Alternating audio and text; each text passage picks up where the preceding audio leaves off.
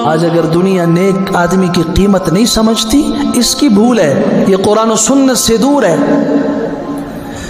आप उठाइए अबू इनाबा अल-खौलानी रज़ियल्लाहु तआला की रिवायत, रसूल अकरम सल्लल्लाहु अलैहि वसल्लम ने फरमाया, इन्ना लिल्लाहि आनियतुन फिल अर्द, इस जमीन पे लोगों में कुछ अल्लाह के बर्तन हैं।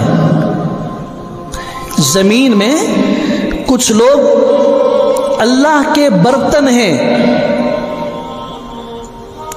या अल्लाह, अल्लाह का बर्तन क्या मतलब?